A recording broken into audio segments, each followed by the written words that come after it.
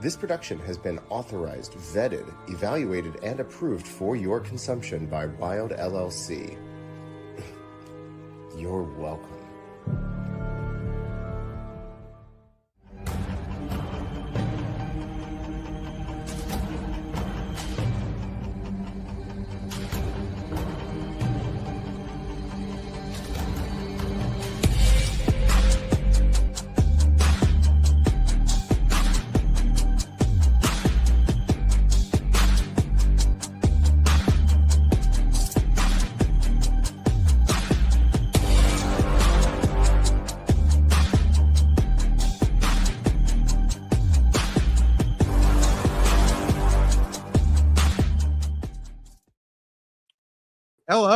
Hello, welcome. Hi there. Yes. Hey there. Oh there. We're back. Good to see you. Right. Yes, we are here for another brand new episode of the Opinion City Podcast. This is episode 76. 76. Continue LVAC month. We Yes. are super excited for tonight's guest. And Yes. in case you were playing Club Soda Bingo alongside of us, you've already got Puff marked off on your card, but tonight we get to check off another member of Club Soda on Part 2. The Club Soda Bingo card. And 2. listen, if this top 5 tonight is going to be, it's going to be ridiculous. Wild. Yes, wild. We're super excited for cannot wait. It's going to be a great 5. show. Yeah. But before we get started, just as we always do, just a reminder that there are 3 free and easy ways if you would like to support the show. Number 1, hit that like button. Hit that like button. Let us know that you like us, that you enjoy us. Indeed. Let us know that you like what we're doing, because we like doing it for you. Yes. Number 2, smash that subscribe button. Yes. Smash it. Listen. Never miss a video. Never miss an upload. Never miss a short. No, never miss anything we're doing. And finally, hit that share button. Yeah. Share with friends, coworkers, colleagues, strangers, people who enjoy different kinds of sodas. Listen, tell everybody, look, go out on the street and, crack open a 12-pack and share it with 11 people. And there you go. Right. If you would like to support us even further, hey, we've got merch. We got all the merch. That's all the merch. Looking logo right there, but we've got all kinds of merch. And raw merch. Listen, here's a little secret. I don't know if we've told anybody this yet, but here's a little secret. We have fanny packs. Yeah, fanny packs. You can't steal on fanny packs. No, listen, absolutely not. You can follow us at Opinion City Pod to see everything we're doing. You can follow at Wild_LLC to see everything that the corporate evil overlords that are currently owners of High Tension Wrestling and the Opinion City Podcast. You can see what they're doing if you so choose. I don't know if you would, but hey. And then finally, and most importantly, follow and support our guests. You most important. Social media links running along the bottom. If you have a chance to go out and see our guest, if you have a chance to buy some merch, please. It is super important that you support our guest. And with that, Sean, it's time to introduce our guest. So, which we already said, it's the other half of the Club Soda. We already spoke to Puff back in episode 33. This week we have his tag team partner, Jeff Cannonball. Jeff, how's it going? Oh, it's pretty good. Thank you. I love the thumbs up. Yes, I love the thumbs up. That is a particular favorite of mine. I have a little ceramic mug. Perfect. It's all about thumbs up. We got to start off because this is start off hot. We're going to start off hot here. So listen, what is with Squirt? Let's talk. Let's just get it out of the way. Talk about Squirt because it has become as much a phenomenon as the tag team. Yeah, it probably more so. All credit to that goes to Simon Sutherland. He was the one who was showing up all of a sudden with 12 packs of multiple 12 packs of Squirt. Right. And he once said to me, or he said to all of us, you might hear some cats that just run by every once in a while. Nice. He said that he likes it because it sounds like a curse word, but it's not. Right. It's funny. Plus, obviously, all the innuendo. Of course. Some might catch on to. Yeah. Honestly, I do think it's a great soda. It's never been my go-to. It is Tara Calloway, my wife's favorite soda. it's a top 3, I would say, for her. Yes, we forgot to mention that we also have the spirit of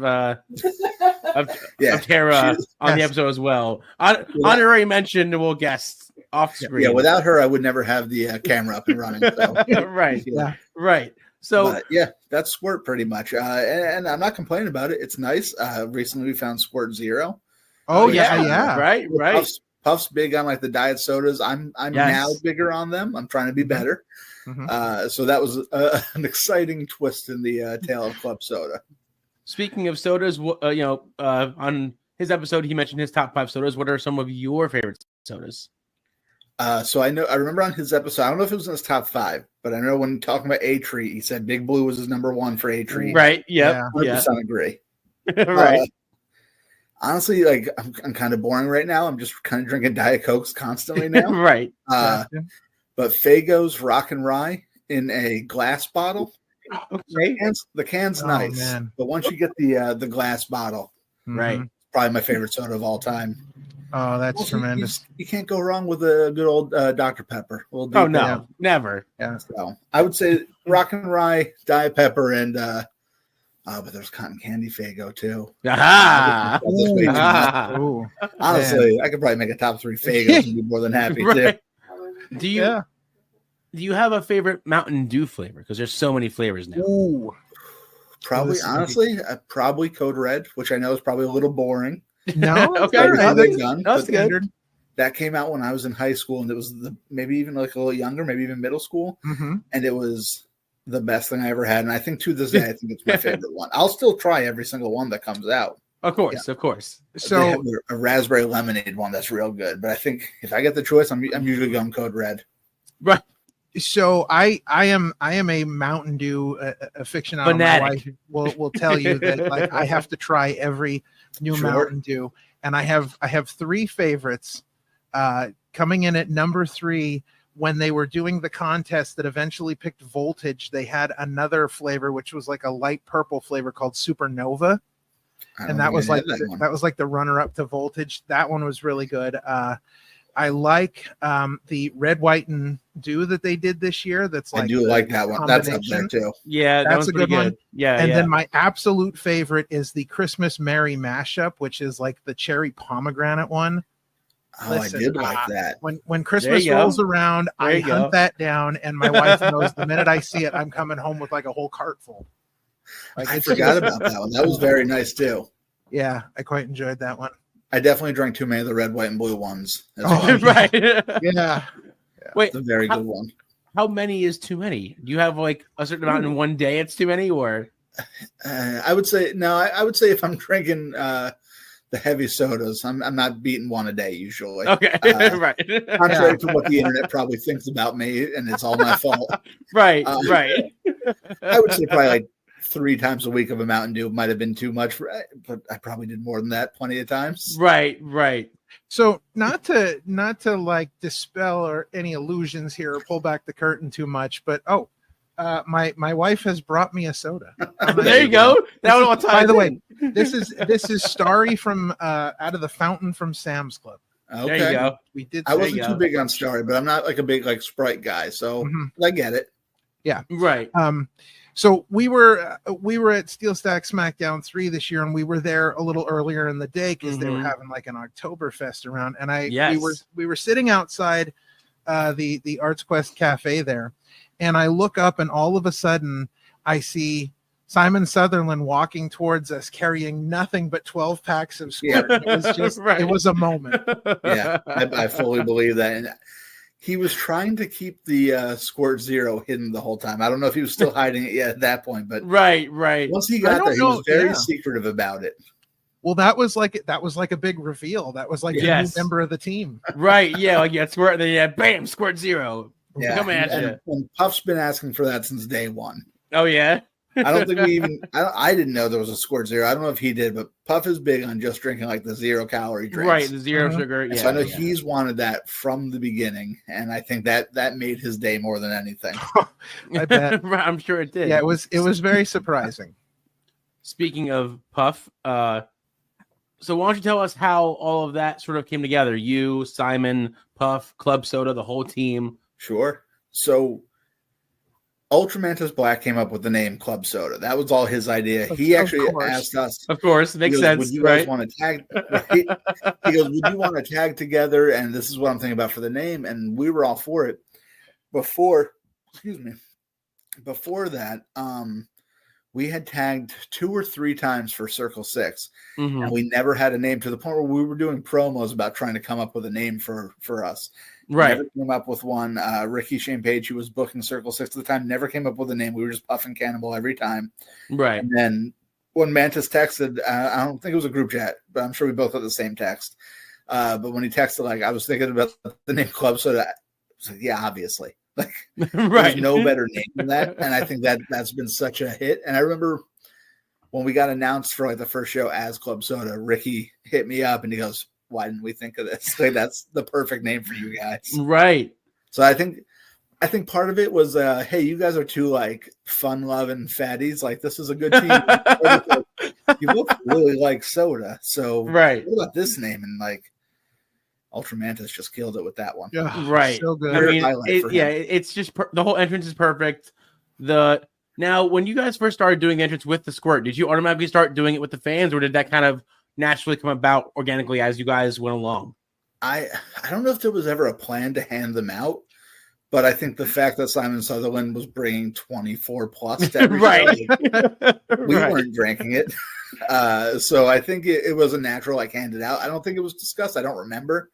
But I think it was like, hey, you brought all this and we're not going to drink all. Right. And hopefully that was his idea from the beginning. It's like, we'll hand this out. It'll be fun. And I hope his idea wasn't, hey, you guys drink 24 of these. Right. Well, times like right before we go out, where I will like take a couple sips because I can't find a water or something. Right. And then I'm like, oh, this was a rough idea. Like, I'm feeling it already. Right. Then we go out and drink half a can, like 2-3 cans throughout the night. Right. So there have been some great moments in squirt history, and yes, 2 of my personal favorites. Well, yeah, right. So at Steel Stacks this year, there was a large gathering of kids right next to where we were sitting at ringside, and Avery's kids got squirt from Simon Sutherland, which I thought was hilarious. Yeah, it was. They cute. quite, and they were not the squirt zeros, so I'm sure Avery appreciated that as well. But at the last show at National Sokals with the exploding squirt can in the corner, right? Were you aware of all of that? I don't think I was. Yeah, so they had the 12-pack was in the corner, and I think there's only one can in the whole thing left, and I think it was the ants went to do a move, and they hit the corner, and Electro Ant stomped on the one soda, and it just exploded exploded everywhere, the whole corner. Yeah. Oh, everyone was covered. Yeah. Yeah, I do remember this. I remember he got booed after that. Right. Yeah, they had to get mops and everything out. Yeah, they cleaned the whole thing up. Everywhere. I feel like that's been the big downfall of Club Soda for LVAC, not for us. Is that, right, it's just LVAC. There needs to be a mop on hand. Like, not this past the big show. Right. Steel Stacks. I'm blanking. Steel Stacks. You're good. But the year before, I blame the kid. But the year before, Brandon Kirk took one and just dumped it on the entire thing on the floor. Yes. I feel like that's been like, and they keep booking us as a team, and they know the act. I mean, they basically made the act. But I think the big dilemma is it becomes a mess. Yeah. Right. But speaking of not only like how Simon came up with the square idea. Well, I just learned, I was talking to you a couple days ago about, meeting with you, is that he actually also made your theme song. Yeah, that was all him too. I don't know if he even gave it a name, but that's 100% him. He asked, like, hey, is it cool if I do this? And I don't remember what we came out to the first time. I think Mantis might have even been like, hey, this is what you guys are coming out to, and we just rolled with it. Right. So, like, I was all for it. I think we came out to a Hootie and the Blowfish song once. You did. Nice. It was the same Sokol show at the Exploding Can. You came there out. You go. That makes sense. Only want to be with you. And that was all Puff's idea. And then nice. I think, and I side with management on this. They were like, "No, we like the other song better." Right. So we're playing that, which I agree. Like, what? I mean, not that I'm a big club guy by any means, but like, I assume Hootie and the Blowfish isn't getting played at your hip clubs for the right. No, Yeah, I wouldn't think so. I wouldn't think so. Yeah, they're like the anti-rave band. Yeah, right. They're the opposite of like hyper. They're like, let's just mellow it out a little bit. Just calm it down. I'm easy. I remember Puff asked me, what do you think of this? I was like, yeah, that's fine. I don't even think I don't know what the song is. I think it's their one hit or their biggest hit. Yeah. But I just agree to everything. I'm going to come out and do it. Right. I'm going to play the chair like a guitar and make it fun for myself. Yeah. That's great. So sticking, you can go. Yeah. No, go ahead. Oh, I was going to say, sticking with Stack SmackDown, what does being at that show in that arena mean to you? Like being in part of the shows, being in that amazing looking arena, amazing backdrop. So I don't remember why, but I couldn't make it to the first one. So I wasn't on Steel Stacks number 1. I think I might have already was booked for something. And then I remember seeing pictures and I was just jealous because like it looks beautiful. Like every picture is beautiful. Yeah. Like, you can't get a bad picture in that building. No. The video looked wonderful, everything. So I made sure, like, I think I hit up Chris, who runs it, and was like, hey, well in advance, like, hey, give me the heads up. I'm going to make sure I'm good for this because I missed out. Right. I mean, first off, like, LVAC is probably my favorite company to work for. Like, it's so much fun, just top to bottom. And then the 2 shows I look forward to the most are Steel Stacks and then at the Mahoning because that's where I'm a nerd for that. I go there as much as possible when we're not wrestling there. Right. So like that's Mahoning is like Real Rumble #1 favorite show of the year. Like I wouldn't miss that for anything. Right. Steel Stacks is like close number 2. So like not to get too deep real quick, but like I had some like health issues recently. Right. And I told Chris was like hitting me up like, are you sure you're good for it was like basically like blood pressure, heart type things, which I'm good now. I'm going the right way. Good. So like I asked the doctor, I go, can I do this? And like, he's like, yeah, he goes, if there's a way to like take it easy with that kind of stuff, do that. Try. Sure. Not that I'm like your high flying technical master, but like I still fall down, get up, fall down, get up. Right. I did a lot at the last Steel Stack. I remember thinking afterwards, like, I did more than I thought I should. Right. But like I made sure, like honestly, like even if the doctor said no, I probably would have been like, yeah, I'm just gonna do this one. Right. It was just one match. Right. That was my first show after like I think 2 months, which was probably the longest time save for like COVID where nobody was wrestling. Right.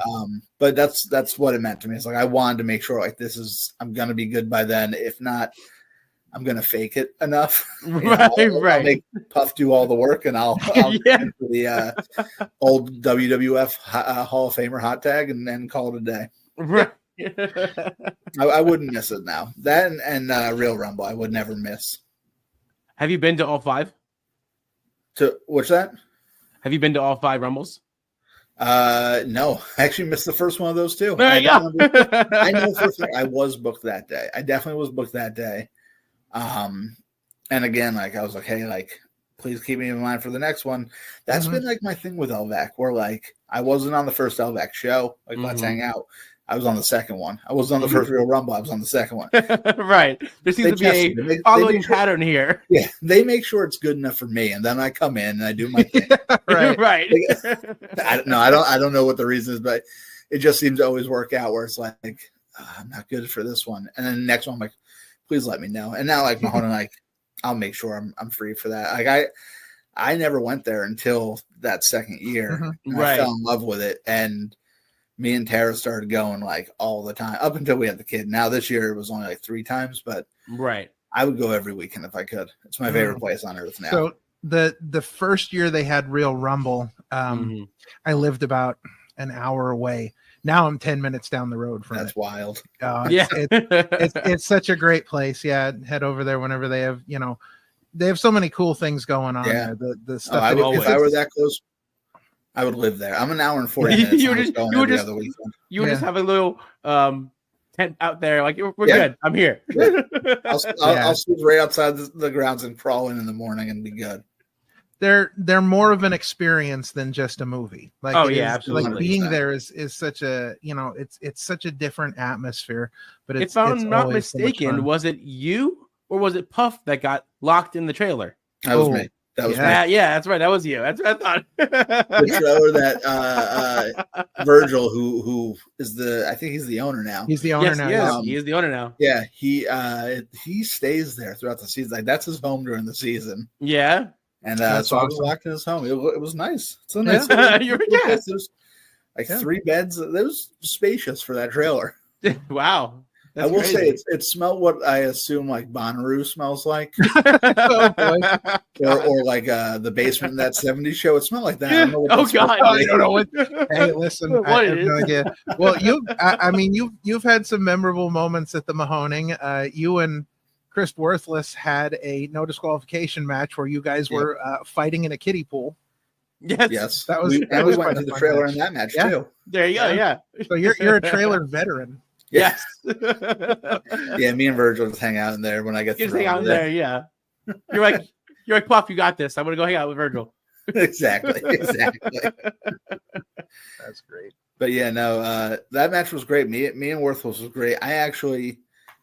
I remember I got hurt in that match too, and just didn't tell anybody for like a year. And I'm pretty sure I had broken my foot and just never got it fixed. A whole year, you're all right. Jesus. Oh, no. Wow. No. There were days I remember where I'd get off the couch and be like, I don't think I can walk right now. Like, I can't put weight on this. And like an adult before I had a kid, I ignored it. And right, like an adult, naturally. Sure. But I remember I took something on the grass, and I think my heel just like dove into the ground. No good. And it sucked. But I can walk now. Yeah. Well, that's the important part. No harm, no foul. Right. I didn't believe in doctors back then, but once you have a kid, you believe in doctors all of a sudden. Oh, right. Yeah, all of a sudden I didn't believe in them because that sounds like I'm doing some conspiracy thing. I was just lazy and didn't go. I just didn't want to. I'll pass. I just want to go. Yeah, I didn't want to know what was wrong. I believe in doctors. I don't believe in medical bills. That's there you go. That's even better. We have even better. Yeah, we butt heads on that one. So, do you have a favorite Steel Stacks moment of yours? Oh, I don't know. And it doesn't necessarily be in your match, just like watching the show. Right. Yeah. That's hard. I actually haven't gone back and watched this year's show yet, which I want to do. Mm-hmm.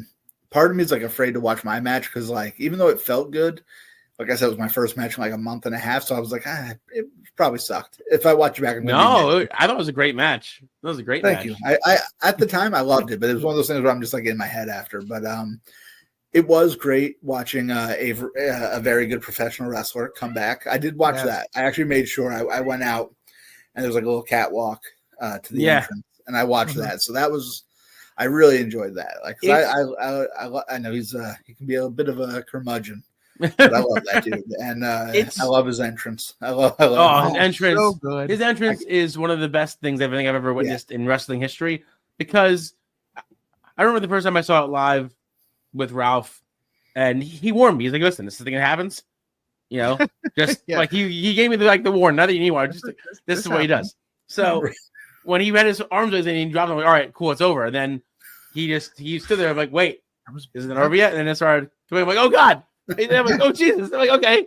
Yeah, but that was like the one thing I went out of my way. I made sure I watched that. So that stood out. And then I watched the Orange Cassidy entrance from the last. Oh, yeah. I wanted to hear what that sounded like. Dude, that roof blew off as soon as he walked out. Yeah. The thing that sucked about it was I was on right after that. Right. But I think we did good. We did good, I think. No, it was good. Well, listen, when you're behind the curtain going, well, we're screwed. When you're Club Soda, you can follow just about any act. And we made it work. We made it work. But watching it, I was like, oh, we're done. we're in trouble. Oh, what's crazy to me is that Avery already retired once. Yeah. But now he comes back like once a year, and it's like no time has passed. No, not at all. All. In ring and like in like his shape, like his physical. Like, he's crazy. Mm-hmm. Yeah, but he's great. So it was a lot of fun to watch that. Like I made sure I went and watched at least the beginning of the match because I want to see the entrance more than anything. Oh, of course, yeah. No, it's such a great match. Just everything you would expect from him, but then just a little bit more. Like the teaming of him and Lucky 13 was just, I don't know, it shouldn't have worked, but it was great. Yep. Yeah. So definitely good stuff. Steel Stacks is such an atmosphere though, and it's crazy. You know, like the people you see walking around, like Carrie Silkin just comes and hangs out. Yeah, like, you know what I mean. Like, right. Yeah, it's insane. It's strange, but I love it. It is a lot of fun there. It's no Mahoning for me, but it's right there. It's a close second. Close second, yeah. So, how did your association with the LVAC all come about? Like, how did you find out about the LVAC? Did they approach you, or how did that all work? So I've been friends with Mantis for years. We wrestled once at a Dropkick Depression show, the first one, which I think Tara would agree is probably the worst one, so don't watch it. Oh God! Not IWTV. Watch the other ones. But we're both like from like the hardcore punk scene, right? And like vegan, straight edge, and all that. So like we bonded over that early on. And we wrestled there. I always kept in touch with them, and I didn't do the first one. I think I just wasn't asked to do the first one. And then I think I might have hit him up about it. And he goes, I remember him saying to me, at least in the building for the first one I did, he goes, I didn't know if you'd want to do it because like you do all the deathmatch stuff and you probably make more money doing that. I was like, I don't care. This is fun. I just like fun. Right. I love yeah. It. Like, I mean, at the time for sure, like I probably still am more known for deathmatch stuff than anything. Right. But like, I just love professional wrestling. Like, it doesn't matter. Absolutely. Like, I haven't done a deathmatch in well over a year because, again, the baby, blame the baby. Right. Don't baby's fault. Yes, exactly. and I miss it, but like, I love wrestling. So like, I'm not like sad about it. You know what I mean? Like, I'm going to do it again eventually. I know for a fact, no plans of it, but just one day it's going to happen. But right now, like, just because I'm still wrestling, like I don't miss it. And so I think he didn't ask me because he thought maybe that's all I wanted to do. And because like those matches do pay a little better, but I was like, right. I'll come do whatever you tell me to do. Like, don't worry about it. Right. So, and I've been on pretty much every one since then, except for like, unless I was booked for something else ahead of time. But at this point, like I'm wrestling less right now. Again, this one's actually because of the baby. Right. Yeah. That's actually true. But I told him like, I'm not, whenever you need me, like I'm here. Like, right. That's one I'm not taking a break from. Well, I think it also helps too that they only run like maybe 6-7 shows a year. So it's all spaced out. So you have that time to, do whatever you got to do before each show. You have enough time in between. It's been perfect for like my newfound schedule. So like it's been perfect. So not to get too far off track here, but you mentioned Dropkick Depression, and so the LVAC has and we always talk about this on the show. The LVAC has a very sort of Chikara type feel to it. And when we say that, it's fun and the fans are involved, and it's a whole atmosphere and a vibe. So the LVAC definitely has that feel, but I went to the last Dropkick Depression show with Sean, and that was my first Dropkick Depression show, and I got to tell you, that was just as much fun, if not more fun, than an LVAC show. It was much fun. So incredible from top to bottom. So crazy fun. So much fun. She's smiling over there. Yeah. I was really proud of that last show too. I think that was a really good first show. That show was so good. Yeah. So when the 6-man tag match got done between Abby Jane Razorhawk and Shay McCoy against Danger Hawk Pancakes and wherever Hatfield, that match was so good. I turned to Sean and I said, I think that's match of the year contender right there. Absolutely. I'll put that up against anybody because it was it was fun from top to bottom. Like it was such a great idea to like split up the that was all her idea. Well, I great job. Bravo. Yes, absolutely. The Shield entrance, the Austin entrance, Razor Hawkston, the Danger as in the Rock, just so good. Just so good. I like to try to write up cards I just have fun just writing cards. I'm like a nerd. So I always picture a billion ideas, but that one was 100% her. Like I had nothing to do with that one, and it worked out great. And now we just need our editor to finish it so we can finally be online, because now we're talking about it. Right. Yeah. Well, and the Falls Count Somewhere match, that was just brilliant. That was my idea. That's genius. That's so that was good. such a great dude. When they announced it, we're like, what? But what does somewhere mean? Like, where is somewhere? We all found out together. Well, and Kennedy and Eric played it so well. So well. I just love that. Yeah. Is it here? No. And like that was one where I knew from the beginning. I was like, I've known Corvus since my day one of wrestling training. Right. I was like, he's the perfect guy for this. And then I think we might have had like 3 names we were between, and we're like, I think Kennedy's the best one. I think I might have even pitched him the 3, and he agreed that like Kennedy's perfect for it. Right. So I think there couldn't have been 2 better people doing this ridiculous, goofy match. No, but it was played so well. They both played it up so well. And my favorite part was the times where the ref were like, almost. Yeah. No. Like, oh, the anticipation was, is this the spot? Right. Yeah. From top to bottom. Is this it? No. Yeah. So good. But yeah, it's 100% on purpose that it feels a little Chikara-y. Mm-hmm.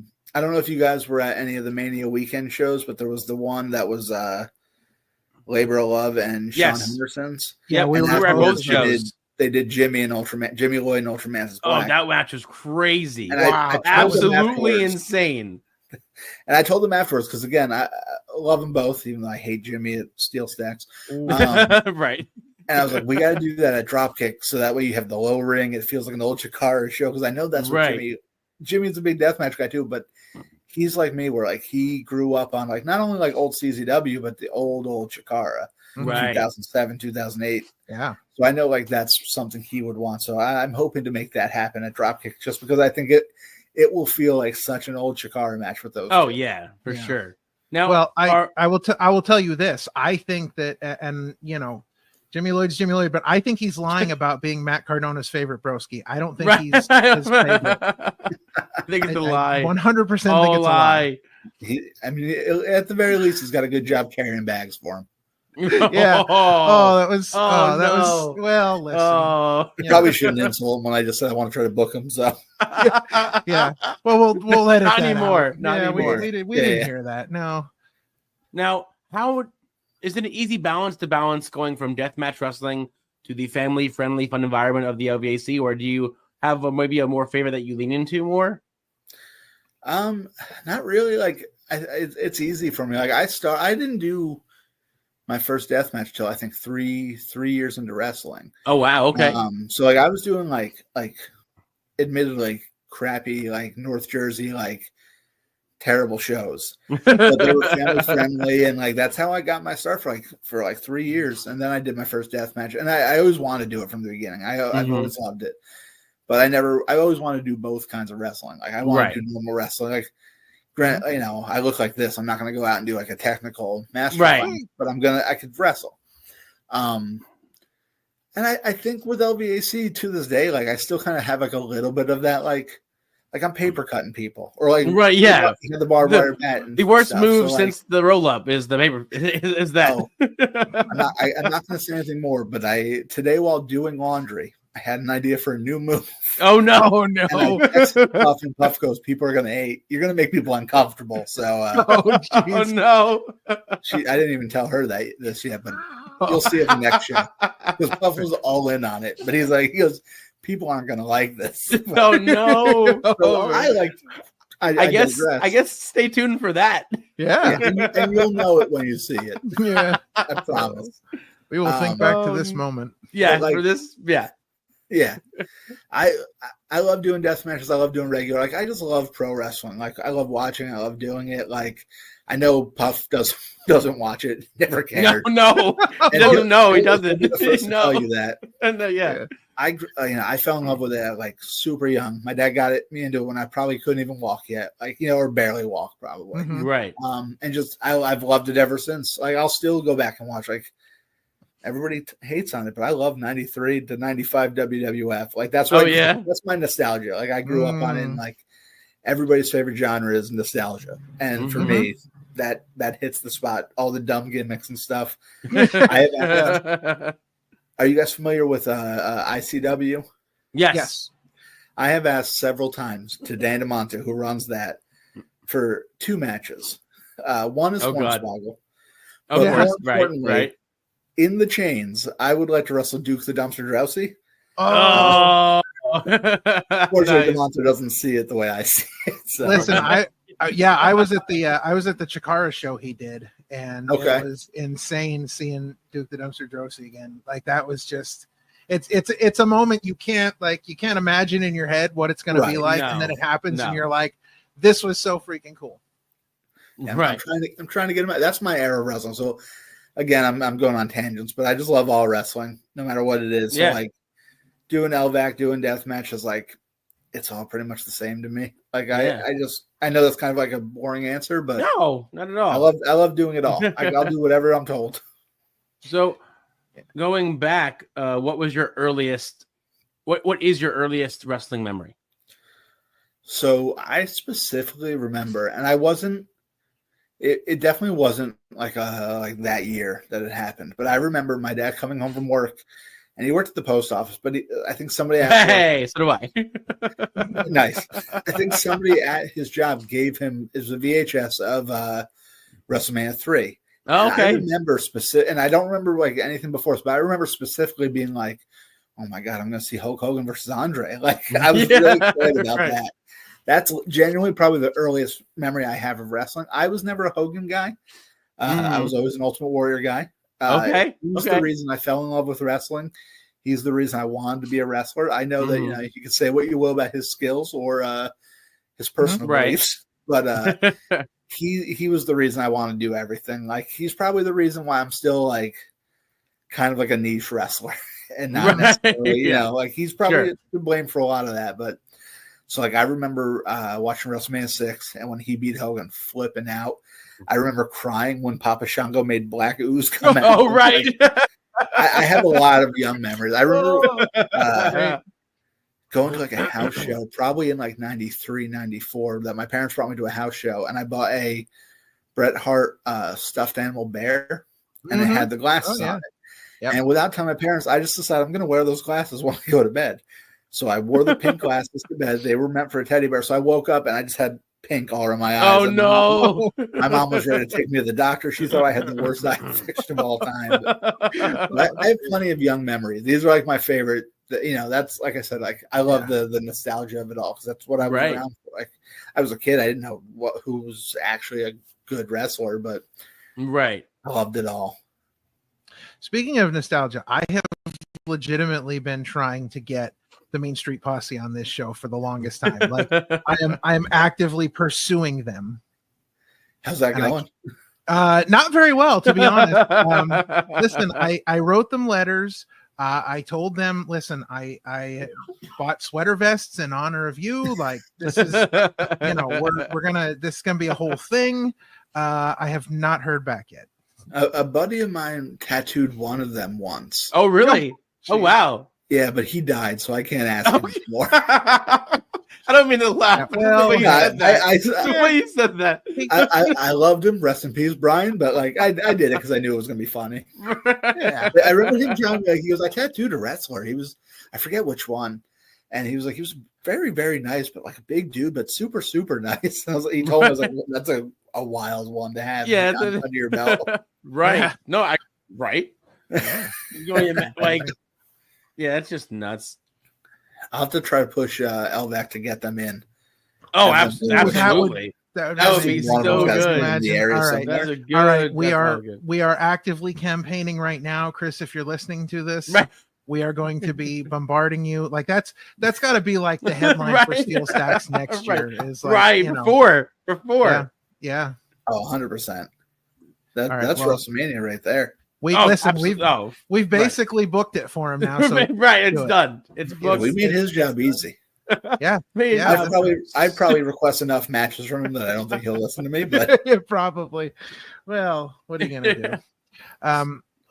So when we had spoken to Puff, he gave us a lot of cool and interesting road stories. Do you have any fun road stories you can tell us?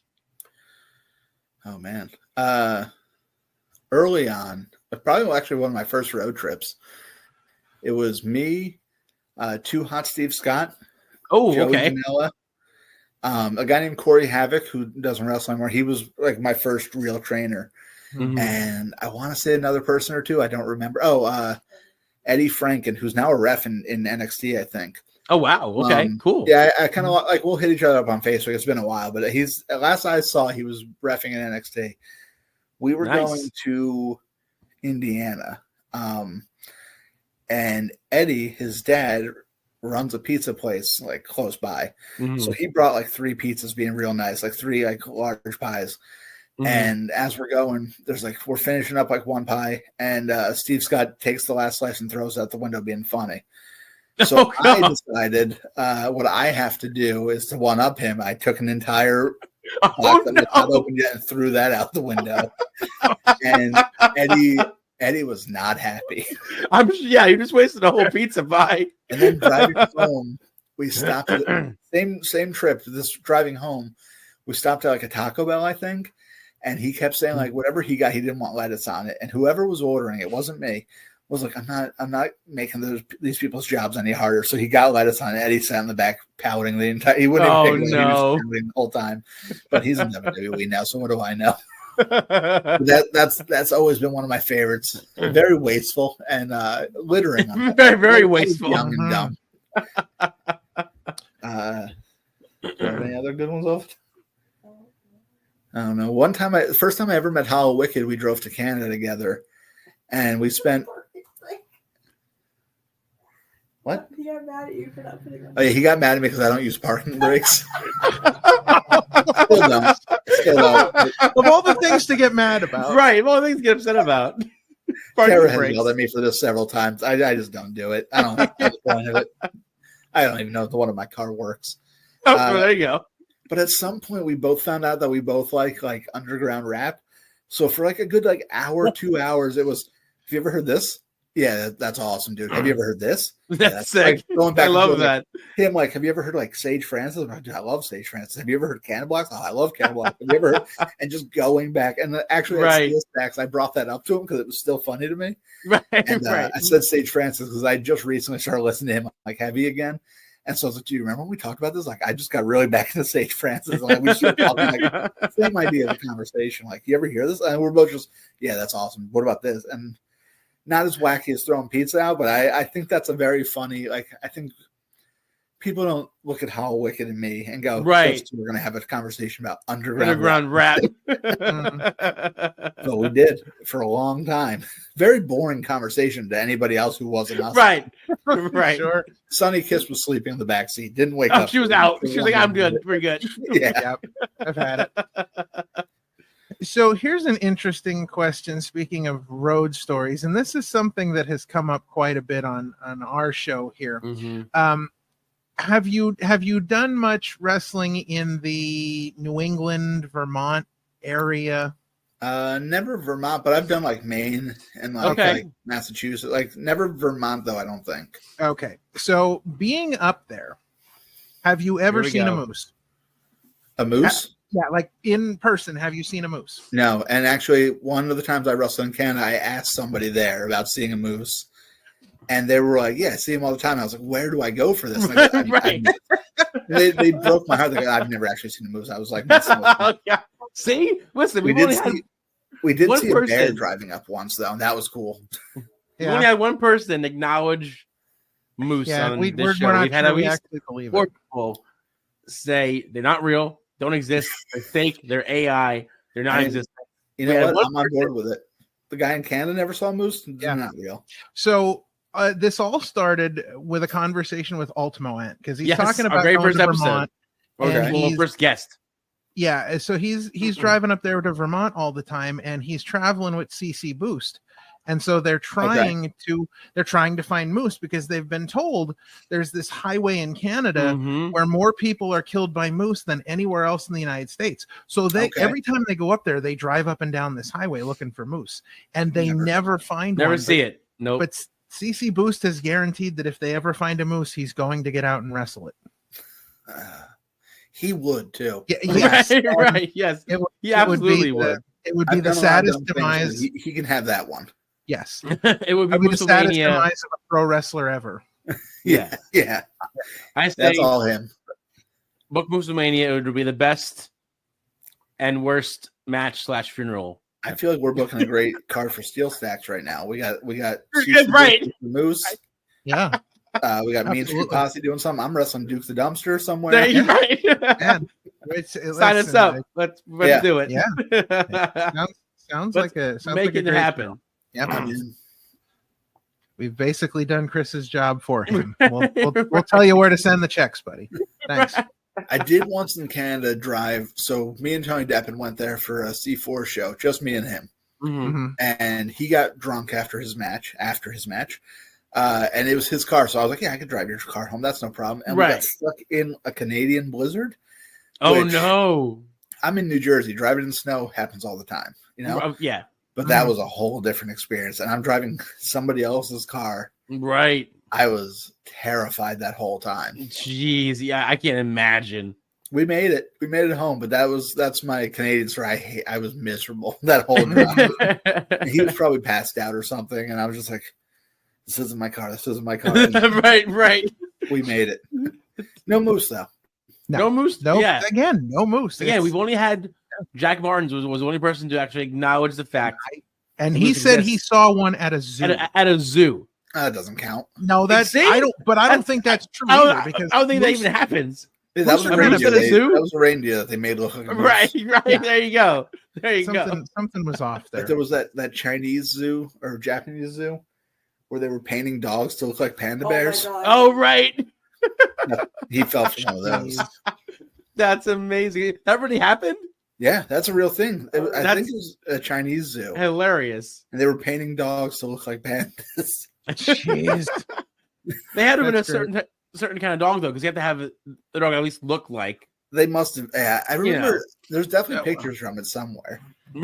I don't know why that's so fresh in my head, though. They're just pandas and dogs. Yep. Throw that in your brain.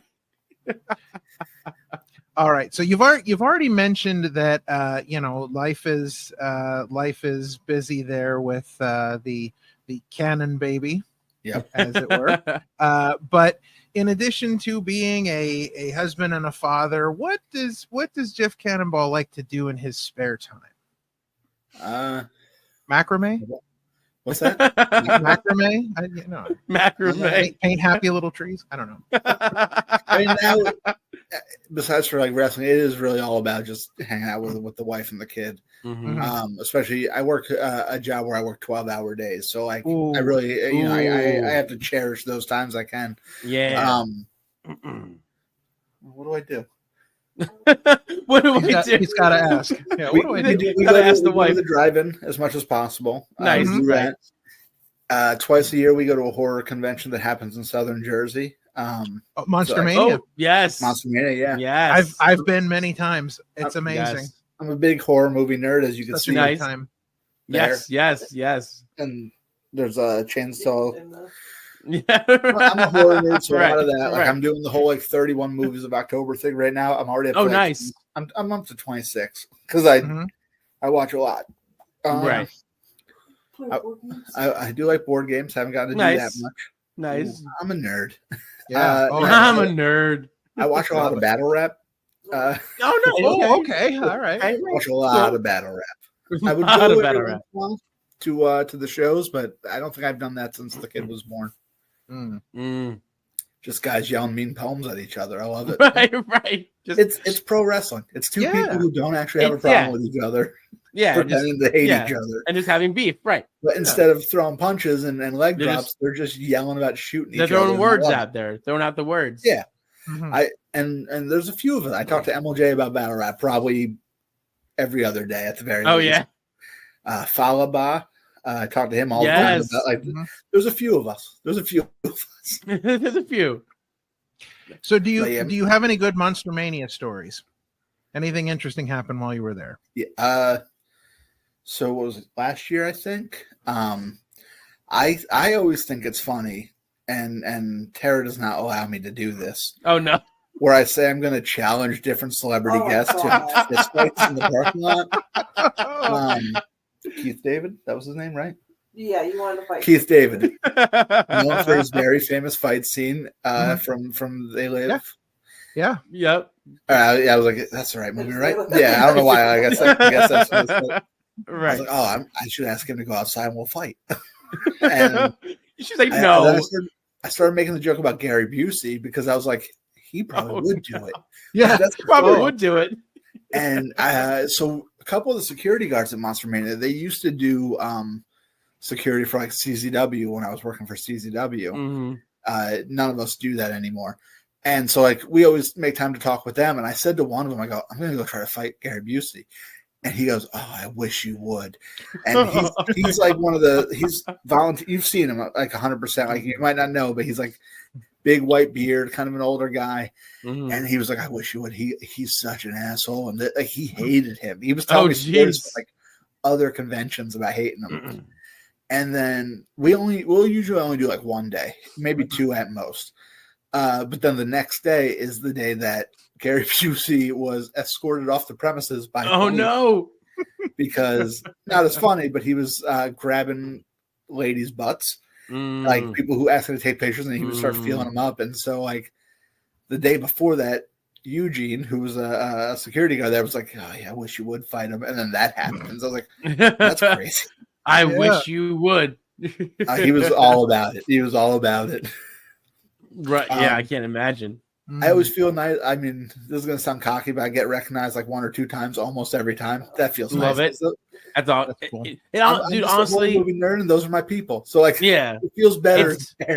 It's wild that for two things. It's wild that I'm going on the Jericho cruise for the fourth time, and on those cruises, you just make one giant family. It's just 2,600 of you for the same reason, and you're all family. So. I believe and a bunch of us go every year. So I've seen a bunch of them that I was like, hey, how's it been? I've talked to you in a year, but hey, like no time has passed within that year, and then it's cool to get recognized. But also doing this podcast, I don't think I don't think or believe I'm famous in any way.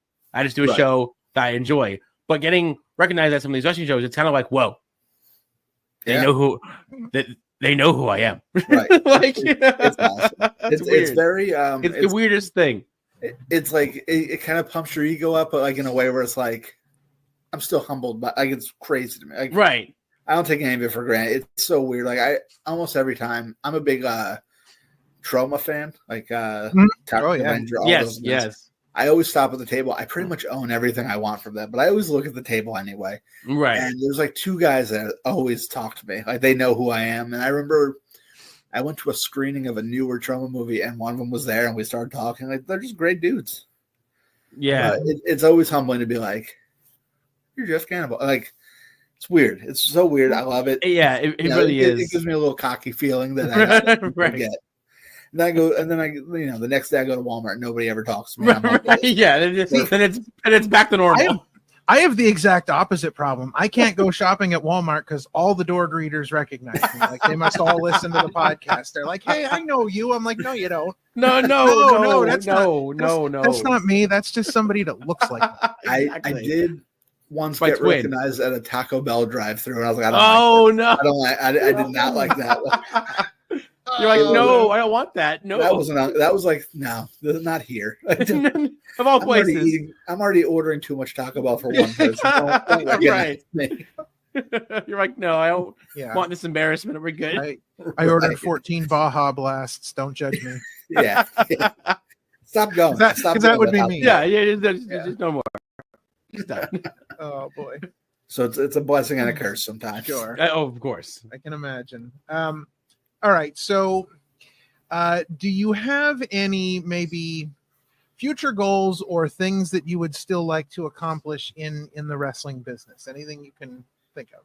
So kind of, I feel like for somebody who looks like me, who is, of average height at best, and has always been a big fat guy, I've done more in wrestling than I probably ever should have done.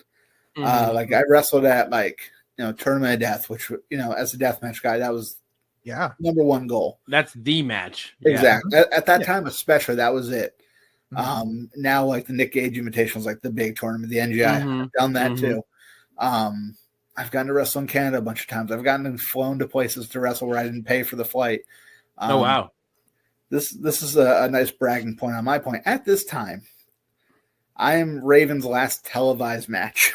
Wow, so that's huge. All right, I think the match is on YouTube now. It was an MLW show.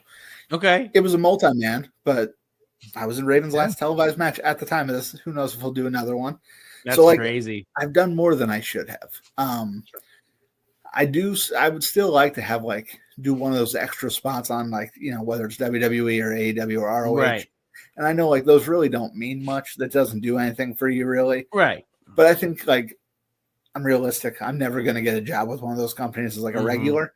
Just let me come in there and get a little tiny paycheck to stand there and get hit, or even just pretend to be a cop like Dan Barry. You know what I mean? Right. Yeah. I think you made a career out of that. Yes. Yes. For a long time, and I would love to wrestle in Australia. I love stuff about Australia. I love a lot of music and comedy and things like that. But that's a long flight. So if it never happens, I'm not going to cry about it either, because I'm not in the bathrooms on airplanes. So. No. Japan would be nice too, but being realistic, I think the only thing I still really want to do is get an extra spot. If something else comes along, that's cool. I would jump at it. Don't get me wrong, but I know it's kind of a nerdy thing to be I want to do an extra spot, but that's kind of cool. It's just what I want to do. Oh yeah, exactly. Yeah. It'll be some kind of weird vindication. Right. Maybe my mom will be proud of me for the first time. Oh God! Wow. I'm kidding. I have a great relationship with them. I was gonna say. Well, listen. Just tanked it real quick. What we need to do is we need to tell Chris that Steel Stacks 4 needs to be in Australia. There we go. Listen, there it is. We've just set up the whole entire show for him. You can just ask make it happen. Easy. He's just got to put a couple $1,000s into it. All he's got to do is sit at home and cash the checks, because this is money. Right, this is it. Honestly, if he does it in Australia, I'll do it for free. Just let me look at. Have you ever seen the Australian spiders? Yes. There used to be this show on Netflix about the 100 scariest reasons to live in Australia. And it was just all terrifying. Things that could kill you. I would love to see one of those spiders in person. I don't want to be near it, but I'm good. I'm good. Over the course of COVID, the real early on COVID, real lockdown COVID. Mm-hmm. I became friends with a bunch of Australian wrestlers just talking online, and they would tell me stories of I woke up and one of those spiders was on my head. I was like, no, absolutely, I'm leaving. Bye. The house is back to the States. I'm never coming back. Yeah, that's it. I just want to see one, because it doesn't seem real to me. Just like Moose. Yeah. Well, listen. That might be the last thing you ever see if you see one of those. Yeah, right. That is fair. Right. All right. Well, with that, we have come to the time for our final question this week, presented by the good folks at the LVAC. That's right. Why don't you take it away, buddy? Let's do something slightly different this time around. I didn't even know it's the route. this is off my head. Because we're sticking with the LVAC theme. You might get fired. No. And it's LVAC month. So instead of asking this question, I'm going to ask something different. I'm going to ask you, what does the LVAC mean to you? And what is the significance that working there has had on your life? I'm sorry, what was the second part? What is the impact that working there has had on your life? I was already friends with Mantis going in there, but I've become so close with Chris, who also runs it. I think I've also been a pain. I don't know if you guys were at the show where it was supposed to be a street festival, and then afterwards I got on the mic. We ended up main eventing. It had to get moved inside because it was raining. We were there. And after a match, I got on the mic and was yelling about taking the ropes down, putting barbed wire. I've become a real pain in Chris's life, but he's become one of my closer friends I've ever made through wrestling. And same way, I've met so many people through there. I never knew Avery Good until I wrestled Dasher Hatfield there. Mm-hmm. So I think LVAC, and it's I want to say it's no pressure, but that makes it sound like you're all just mailing it in and not trying hard. But it's no pressure in the way where I feel like it's one of the few places where everybody's there just to have fun. Mm-hmm. From wrestlers to the crowd. if you try to talk to Ultramancer or Chris during the shows, they're not having fun. They're beyond stressed. Right, yeah. Until afterwards, when I text them and go, hey, when's the next one? They go, I don't think there is going to be a next one. It's been happening since show number 2. Right.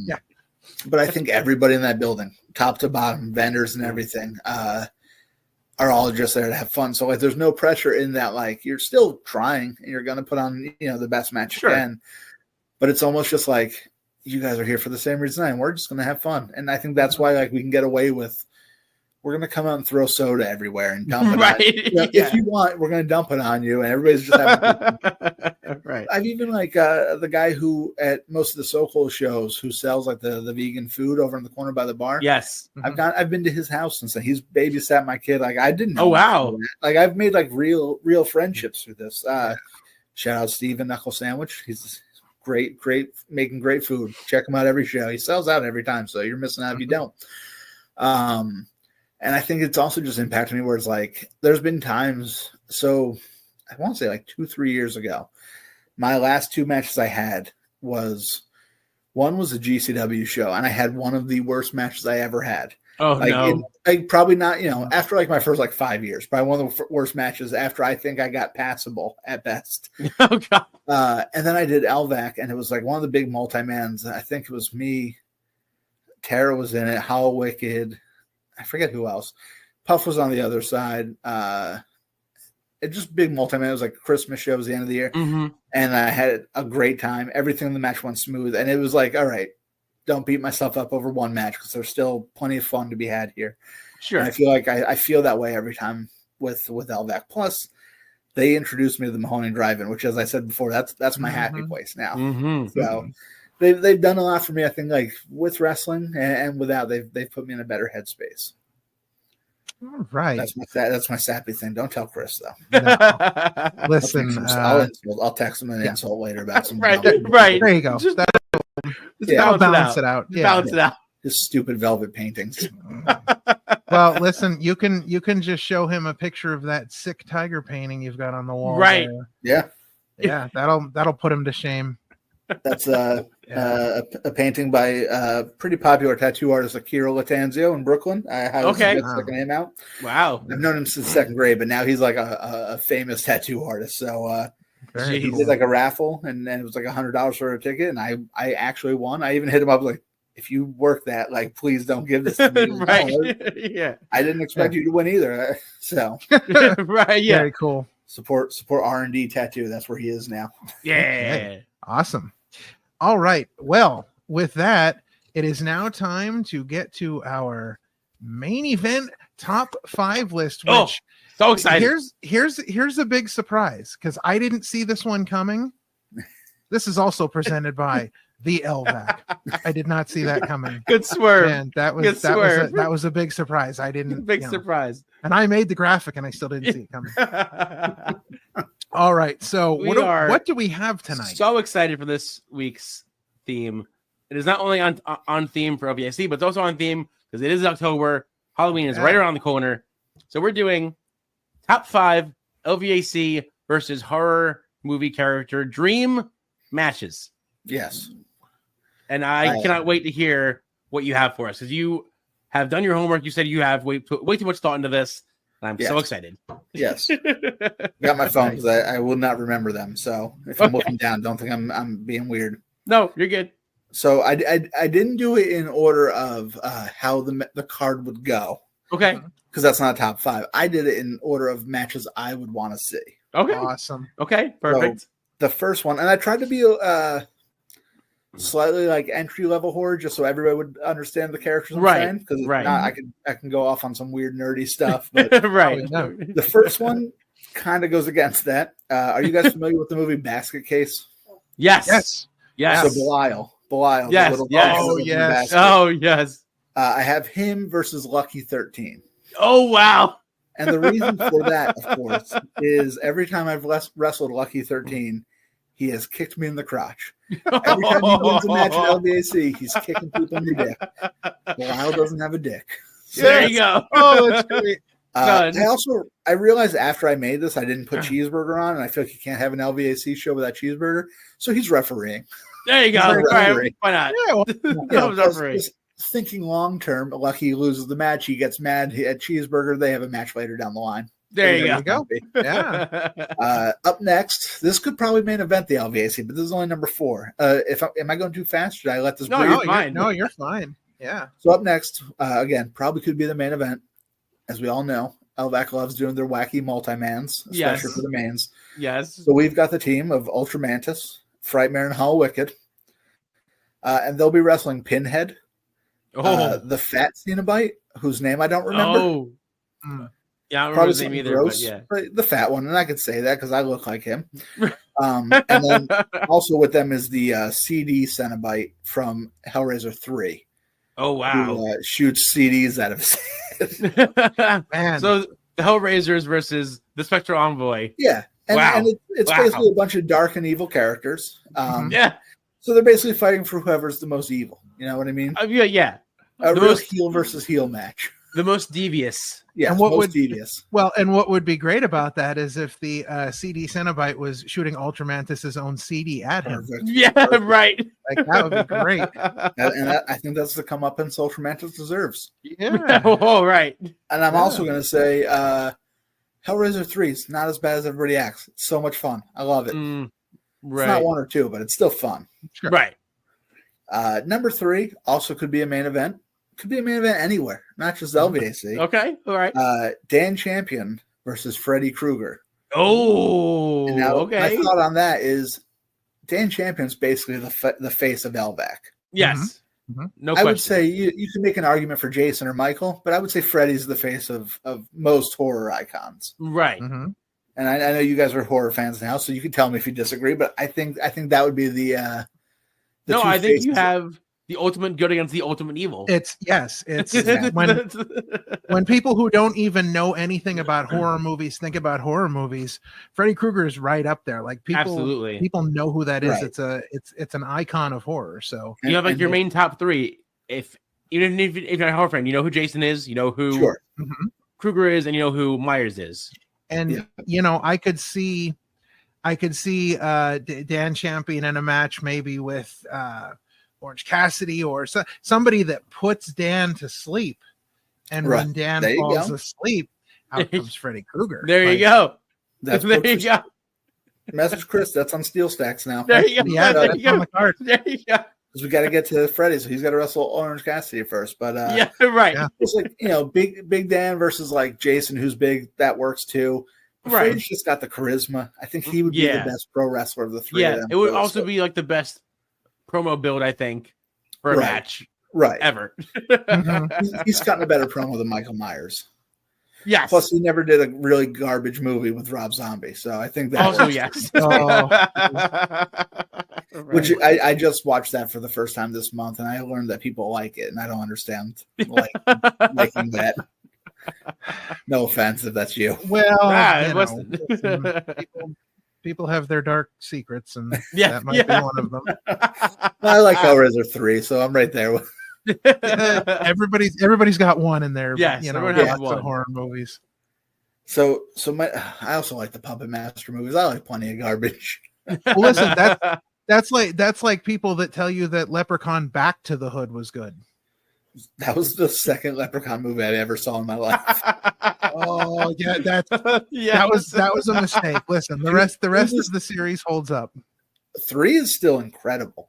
Yeah. Yes. Leprechaun 3 is still perfect.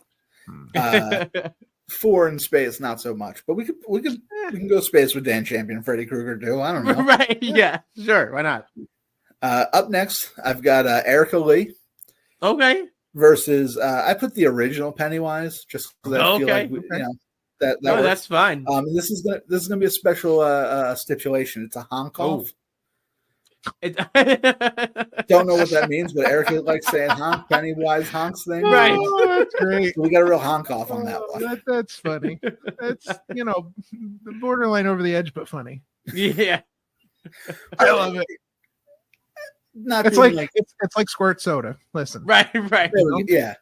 I don't know. Erica does the weird honk thing on TV at this point, and so sure. Pennywise has been honking horns, so you know, I don't know. Maybe we put a horn up on a pole, and it's the first one that a horn on a pole. Right, put that WCW hat on. And then Judy Bagwell is just rolling her eyes somewhere. Right. Yeah. Exactly. And then my number one wouldn't be the main event though. We got Club Soda because of course I'm gonna book myself. Right. Versus the twins from The Shining. Oh wow! But oh man! So Ralph, I don't know if or either of you, I don't know if you guys were at the more recent Monster Mania where the twins from The Shining were there. No. They're both very in their 80s probably. Mm-hmm. So it's those ones, right? Not the children. Do they still look like twins? Oh yeah, very much so. Yeah. But I think it's mildly less offensive for me and Puff to beat up old people than children. Right. Probably. Probably fair. Plus, it's just an easy match for us. We're winning, Yeah. That's so. great. Off the top of your head, do you have an idea of what you would call this show? Oh man. Ooh. Yeah, I do actually. Steel Stack SmackDown 4. I love it. Oh, it's in the books. Listen, it's in the books. Steel Stacks is going to be an amazing show next year. Don't miss out because if any one of these things happens that we've talked about tonight, it's going to be an amazing show. Yeah. I mean, Freddie has been in an LVAC ring. Oh, really? You were in the match. It was in one of the matches. Tara was, I think, Ultimo Ant might have been in it as well. Mm-hmm. Some kind of multi-person match, and the lights went off, and they came on, and Freddie was in the ring. So yeah, that's amazing. The Halloween hangouts are sorely missed. Yeah. I'm gonna push Chris to do that again. I mean, not this year, but right next year. Next year we'll do Halloween. Yeah, I'm in February. Pretty sure this year he told us this has been the most dates he's done. Yeah, the most at LVAC is this year. Yeah. Been a crazy year, and they had a show canceled. They were supposed to be at the Iron Pigs again this year, and things didn't work out with the date. Something else came up, and it didn't work out. But I forget what it was, but yeah, I mean, even with that though, they've run a lot more this year, which is perfect for me. Who at the beginning of the year was like, all right, I'm only going to wrestle these shows from LVAC and like a handful of others. So it's been great for me. I'm still wrestling. Right. I was thinking about this top 5 subject. I was half expecting something like Alf versus Cujo. Alf has gotten involved in my matches, so I'm sick of his crap too. Yes. He turned on Puff. I was locked in a trailer, but I saw it. You were walked. Yeah. You were like peeking out the window. Yeah, you were like, let me see what's going on out there. So yeah, it's gonna be Alf versus Jason and Michael handicap. Oh, okay. Gotta get the legends on. That's the Legends Battle Royal. Yeah. That was an amazing top 5. That was even better than I thought it was going to be. I can't wait into it. I can't wait to see. Listen, there was you could tell that there was a lot of thought put into it. That the Lucky 13 Belial match, I thought the psychology between why they would wrestle and why you would have them, that was perfect. Right. Very, very good. I also love That's the Case too. I'll throw that one out there as well. There you go. Right. Well, that's like saying you like Thanksgiving 3. No, okay, yeah. No. we used to try and watch that every year and see if anybody can make it all the way through, and almost nobody ever did. I don't think I ever have. It's the worst. The worst. 5. So, before we get out of here, I know you said that. You mentioned that your match at Steel Stacks was your first match back in some time. Mm-hmm. So, what do you have anything coming up that you'd like to talk about before we get out of here? I mean, I don't know if this is like going out, like when it's going out. I'm wrestling tomorrow in South River, New Jersey. Okay. It's a local show. It's with a company I didn't start with them, but I did a lot of bookings with them very early on. And then once I slowed down with wrestling, Eric Corvus helps book it. I reached out to him and I said, hey, like I'm doing less now. If you guys would have me, I'd love to just do it just because it's local. It's fun. Right. They're 20 minutes down the road from my house. and he said I'd love to have you. So I do their shows like once a month, maybe every other month.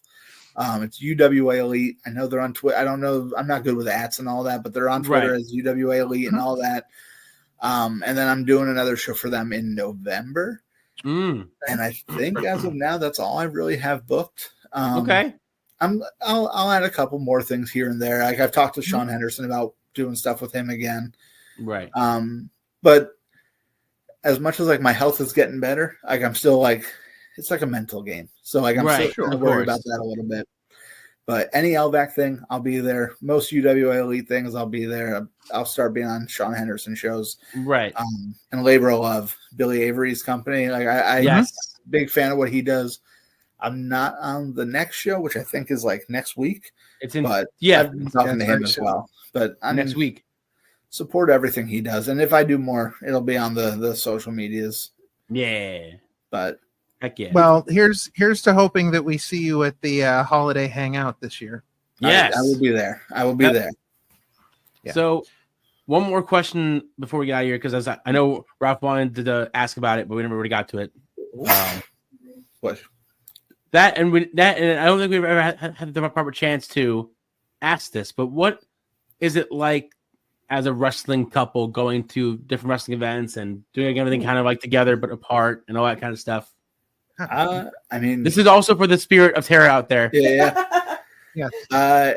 Early on in our relationship, we definitely slept in the car together a couple times. I remember we went to Virginia, I think, and we slept in a car. And that was North Carolina. Okay, North Carolina. There you go. I'm pretty sure we got to a venue early in Virginia once and slept in the car. It was us in Tremont. Okay. We also. It's a lot of person in one car. Right. To hang out in DC one day because we wrestled in Virginia together. Yeah, we wrestled in Virginia together once, and we're like, hey, well, let's just stay down here for the rest of the weekend. We had a little DC vacation. Nice. So yeah, I think it's worked out well. In wrestling, you always hear like, don't date other wrestlers, right? And as much as this has worked out for us, having a kid and all that, I don't think I recommend it to everybody. Right. I think it helps that like we have other similar interests and it's not just all based on wrestle. Right. But yeah, and I think like when we did more shows together, it was very much like you said, separate but the same thing. We'd watch each other. So we would ask each other for ideas if we didn't have anything. Like I said, I wrote that card, the card for today. But I'm always writing things down, so like I'll have like ideas of like, hey, this would be cool if you did this, and like, it would work for me. So I think it's worked out in that sense. And then it's cool that like every once in a while I could be like, hey, we're not booked on anything. Do you want to just go hang out at this show that's 40 minutes from the house and see this person? So even though I'm not on every show, I'll still go hang out. Like I hung out like in an ICW show recently. We went to a Sean Henderson show recently. Like I just like hanging out with people. Yeah. Hell yeah. And it works out for both of us. Did you have anything to add on this spirit? No. I don't think she was ready to be involved. On the spot. Oh. Yeah, but I don't know. I don't know if that fully answered what you asked. No, I was just we're just it's always just curiosity about like how that plays out because right, especially like on the bigger scales, right? You have these couples that have kids, but they're always on the road. They're always away. It's like but also even the smaller status, it's kind of the same thing, just not as on the bigger scale. Right. And like we've dragged the baby to a couple shows, and he's on his best behavior most of the time. He's a very social baby. So like that's helped out. We're like at the last Dropkick show, he was there for most of the show in the locker room, and like if I couldn't hold him, K-Trib would hold him, who was ring announcing that show. Ultimo Ant, right? He's been good with him. Mike Seaway. There's a wrestler named Mike Seaway. He doesn't do much outside of like our like local area, but he does all the Dropkick shows. Our baby took to him. Like he loved it. Nice. His best friend. So like it's been helpful that we have a very social baby that's like, you're holding me now? Cool, let's do it. Cool, yeah, let's hang out. So it's been good for the whole family. Though Listen, it also helps from the look of Instagram that he looks darn good in a Cannonball mask. Yeah. Yep. Yeah. I feel weird about putting him out in public too much. I get it. You got it. No, one day, it is fun because we'll bring him to shows and like other wrestler friends who like maybe I'm not the closest with, where I'm not sending pictures to my kid all the time. They'll be like, "Oh, he's real cute," and you always put the mask on. So it's right. It's yeah. All right. Well, this has been a phenomenal episode. Getting to chat it up with you a little bit about wrestling and life and soda and wrestling and life and soda. All those great all those things. The three big things. The three big things: wrestling, life, and soda. Yep, yeah, that's what it's all about. But sure. So another X4. Yeah, yeah, that's right. We've the planning committee here has spoken. The planning has spoken. Chris, we'll get that off to Chris, and we'll make sure that he books all of that immediately. We expect that done very soon. Yes. But yes, it has been great getting to talk to you. I know, as you mentioned, it was just about a year ago that I sent the message out, but it's good that we finally got a chance to talk to you. Always good to see you at the LVAC shows, and yes, look forward to many more great times together with Club Soda and you and the whole Club Soda family, as it were. Exactly. The whole I appreciate you guys having me and let me nerd out about horror movies and wrestling. Oh no, that's of course. exactly Listen, anytime you want to come on here and nerd out about anything, you are always welcome. All right, next time we're talking nothing but battle rap, so do your homework. All right. I'm on it. Battle raps. My wife will kill me, but that's what I'm doing for the next week. I'm just going to learn everything Somebody I can. over here wants to kill me every time I put it on. Yeah. Yes, we have very similar relationships with our significant others. All right. Well, that's going to do it for episode 76. We'll be back next week with another great episode. Make sure you like, share, and subscribe everywhere you can. All of those things. And for wrestling's number one couple, the Jeff Cannonball and Tara Calloway. For Parmesan, I am King Ralph, and we will see you guys next time. On behalf of Wild LLC, this has been the Opinion City Podcast. It has been your pleasure. Happy trails till we meet again.